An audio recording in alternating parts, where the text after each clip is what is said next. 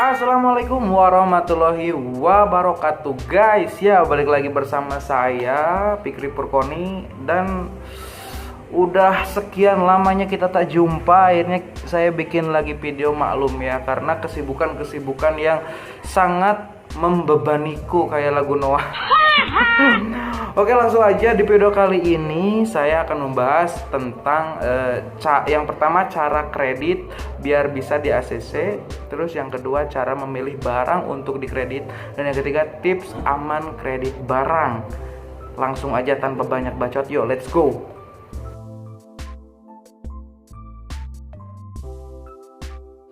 Yang pertama, cara kredit biar di ACC guys ya. Ngomong-ngomong masalah kredit, untuk sekarang sih banyak banget finance yang menyediakan jasa layanan pembayaran secara kredit.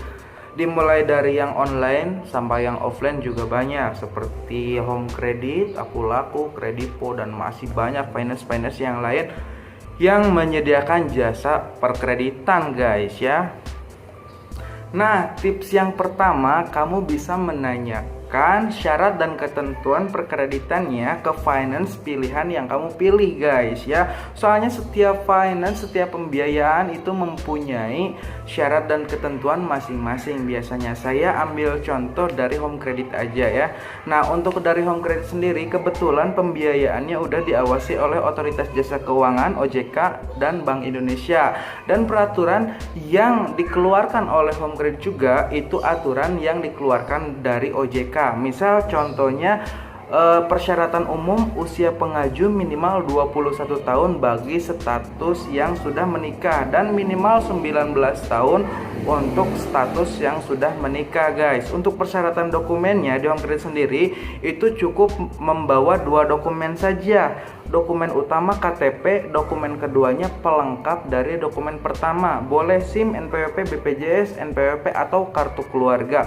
2 dokumen saja udah bisa. Itu kalau misalkan di Home Credit. Kalau misalkan finance yang lainnya belum tentu. Nah, itu makanya perlu menanyakan syarat dan ketentuannya terlebih dahulu. Itu tips yang pertama guys ya. Terus tips yang kedua, sesuaikan cicilan yang kamu pilih itu berdasarkan kemampuan. Kalau untuk hitungannya itu kamu bisa menghitung sesuai dengan penghasilan per bulan yang kamu miliki. Kalau saran dari saya, jangan lebih dari 30% dari nominal penghasilan. Misalkan contoh penghasilan kamu tiap bulan 4 juta. Nah, 4 juta 30%-nya berapa? Nah, ambil cicilan yang di bawah 30% biar kemungkinan ACC-nya semakin tinggi guys. Nah, setelah kamu tahu syarat dan ketentuannya untuk persyaratan kreditnya, udah tahu barang yang mana yang mau diambil. Yang ketiga, tips dari saya, bersikap terbuka dan jujur saat diwawancarai oleh petugas dari leasingnya guys, dari finance-nya. Nah, terus yang kedua, cara memilih barang untuk dikredit. Nah, untuk yang pertama mungkin saya sampaikan di sini, pilih barang yang bergaransi resmi. Oke, yang pertama itu barang yang bergaransi resmi. Yang kedua, toko yang terpercaya. Oke, itu aja sih. Soalnya untuk perkreditan sendiri kan tenornya panjang, setahun, 2 tahun, bahkan ada yang sampai 3 tahun. Kalau misalkan barangnya abal-abal, handphone, barang yang dikredit udah rusak tapi cicilan masih berjalan, itu kan kerugian yang hakiki gitu loh guys. Oke, nah aja guys ya. Nah, terus yang ketiga, tips aman kredit barang. Nah, mungkin ini saran aja ya untuk kamu yang ingin kredit. Yang pertama, saran dari saya, jangan meminjamkan nama kepada orang lain.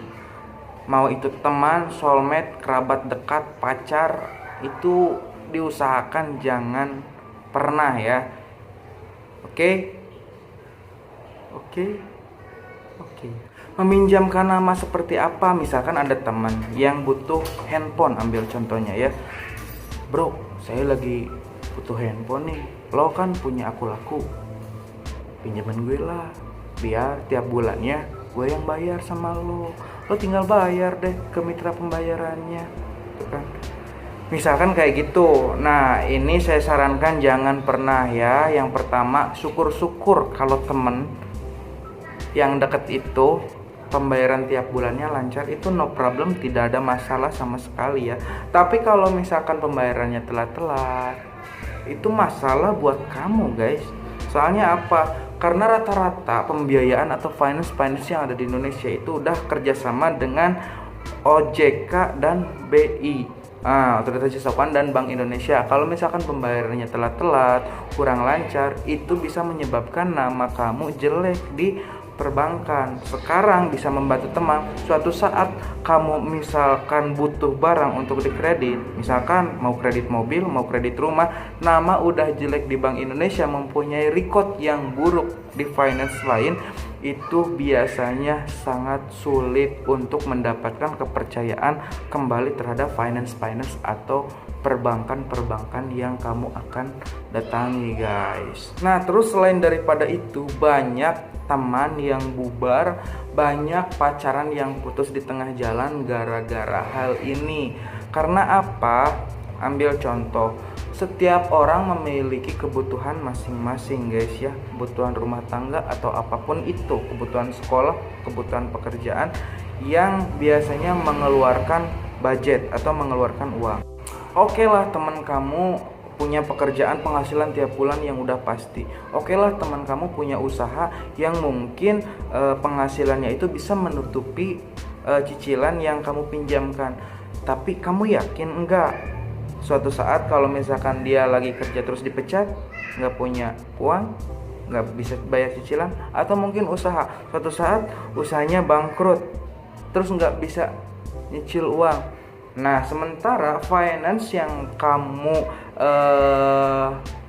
kredit, yang kamu pakai jasanya, itu pasti melakukan penagihan terhadap nasabahnya. Kamu dikejar-kejar dari leasing, teman kamu nggak bisa bayar, akhirnya kamu yang mengeluarkan uang. Mungkin saya rasa jarang yang berkenan atau mau membayarkan pembayaran bulannya teman terlebih dahulu, dan akhirnya kamu sama teman kamu clash gara-gara kamu menagih dan dia lagi nggak punya uang. Itu banyak kejadian guys ya, jangan salah. Nah, maka saran dari saya itu jangan pernah kamu meminjamkan nama untuk dipakai kredit ya, nama kamu dipakai teman untuk membantu dia kredit barang gitu guys. Nah, terus yang kedua, tips aman dari saya, pilih toko yang sudah terpercaya, yang udah punya nama lah, bisa tanggung jawab terhadap produknya. Saya saranin, kan sekarang banyak banget ya finance offline atau online. Seperti kalau yang offline itu kayak ambil contohnya Home Credit, terus Credit Plus, terus Aeon. Mungkin sebagian ada yang offline, kita harus mengunjungi tokonya terlebih dahulu, baru diproses di sana, terus ngambil barang dari sana juga. Jadi prosesnya langsung di lokasi. Nah, kalau misalkan yang online seperti Kredivo, Akulaku, dan banyak ya finance sekarang yang prosesnya online, sebenarnya itu nggak ada masalah sih kamu mau milih yang offline atau yang online. Cuman di sini ada kekurangan dan kelebihan dari setiap proses yang kamu akan ambil. Misalkan kalau misalkan online ya kamu mungkin agak ribet karena harus datang ke tokonya langsung gitu. Terus proses di sana meluangkan waktu lah setidaknya untuk keluar dari rumah. Cuman plusnya kalau misalkan kamu kredit secara online langsung datang ke tokonya, yang pertama toko yang kamu datangi otomatis udah tahu kamu, maksudnya tahu gitu lokasi toko yang kamu ambil barangnya di sini gitu ya. Nah, suatu saat kalau misalkan terjadi kendala dengan barangnya, langsung aja ke tokonya karena kita udah tahu tokonya di situ gitu guys. Nah, kalau misalkan online mungkin kamu lebih santai karena di rumah juga udah bisa melakukan transaksi secara online. Cuman yaitu negatifnya atau kekurangannya, kalau misalkan barang suatu saat barangnya ada kendala, ada apa-apa terhadap barang yang diambil, mungkin kamu akan kebingungan. Kita harus istilahnya mah ngadu ke siapa kalau misalnya ada kendala, harus service centernya di mana.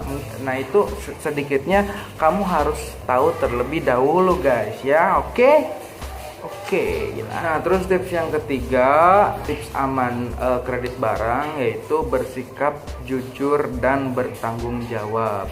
Nah kenapa? Karena yang tadi kita sekarang butuh barang kecil, misalkan ambil contoh handphone.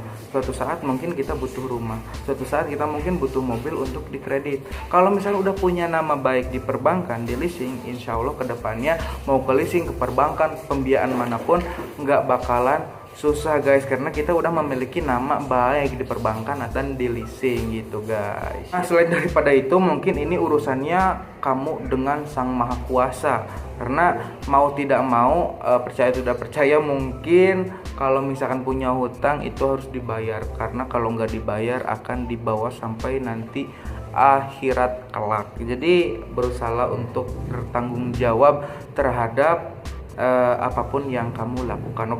Oke aja guys ya.